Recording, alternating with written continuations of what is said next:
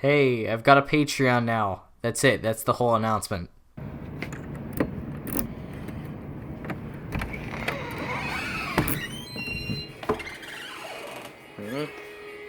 What? What's going on? Why is... Alright, that's a little weird. I'm getting a bit hungry. I'm gonna... Oh, sweet score. What is this? This is trash. No, what is with today? This.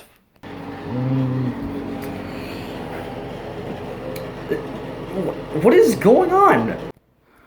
All right, I'm gonna take a freaking nap. I'm, sick of this stuff.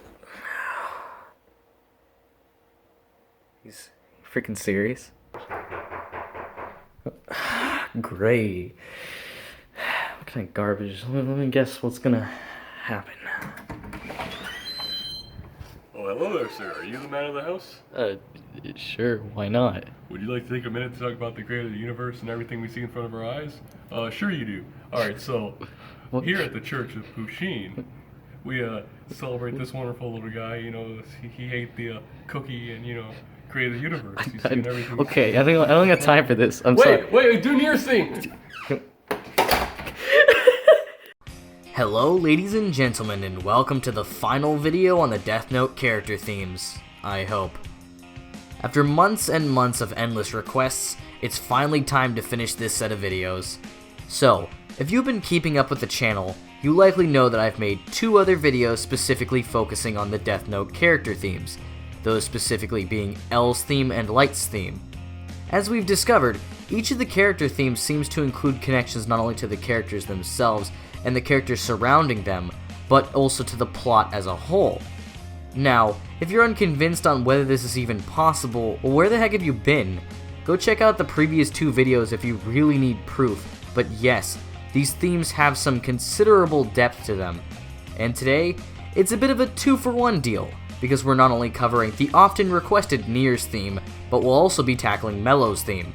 I think everyone has waited long enough for Nier's theme, and honestly, I doubt anyone wants to wait another 6 months for Mello's theme as well. And here, we finally get to the track that's been haunting my dreams for a while. I've seen all the requests, and now it's finally time to get to it. Mello's theme.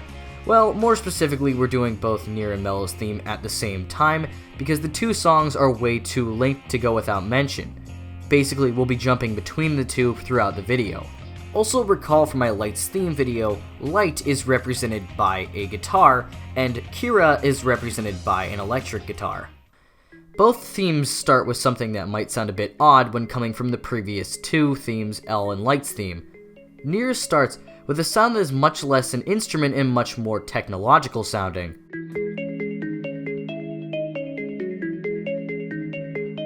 Shortly after, however, a guitar begins to play in tandem with Nier's instrument.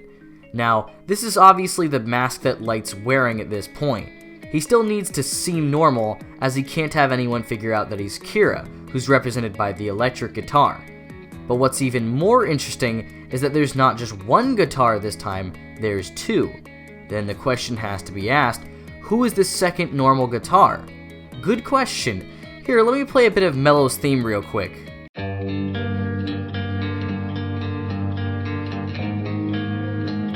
Huh, so I guess it represents Mello.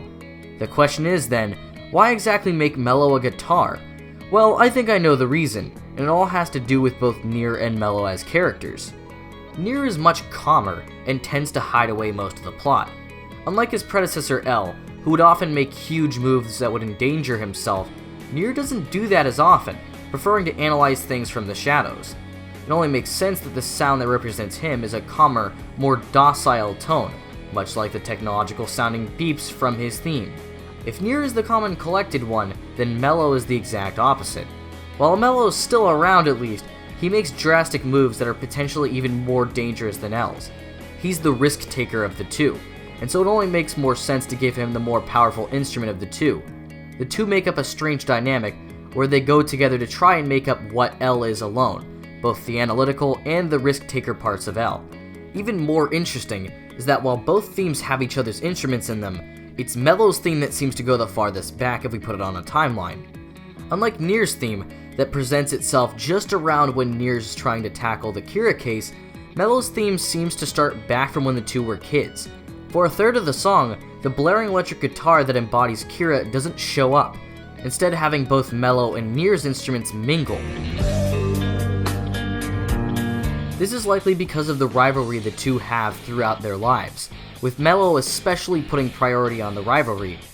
Of note, however, is that Mello's track is more somber. It sounds depressing, which goes a far ways to explain Mello's mental state. He spends all of his time trying to best Nier, and always feels like he's the bottom rung of the two. It only makes sense that his song would sound much more depressing. Both songs have the part in the middle, where there's a huge shift in tone, but looking at Mello's is more interesting.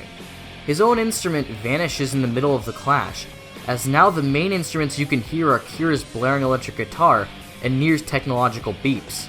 Mello is so entirely focused on taking down Kira and beating Nier to the punch that he begins neglecting his own safety.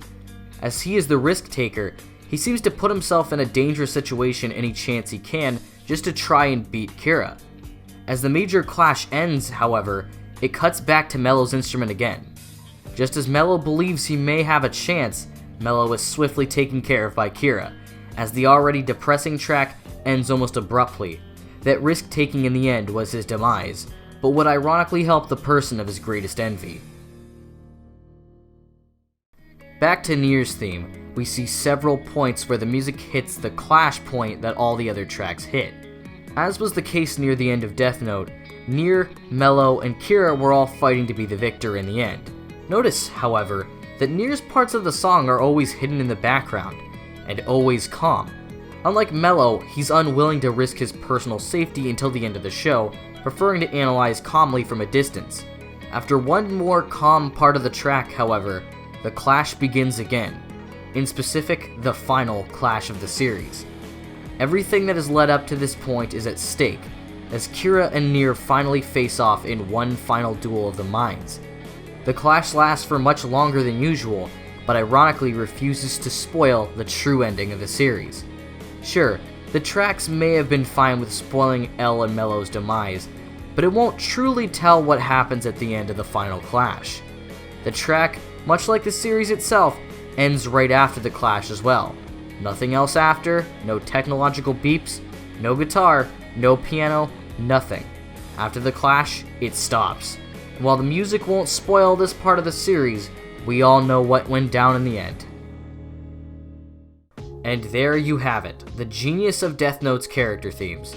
Sure, this could all be a bunch of nothing, but it feels like there are far too many connections for this to all be a coincidence. Regardless, I hope I was able to make these tracks just a little bit cooler for you. Heck, I'd recommend listening to some other tracks from the Death Note OST. Not only is the soundtrack fantastic, but you may just find some more connections that weren't even covered in this video series.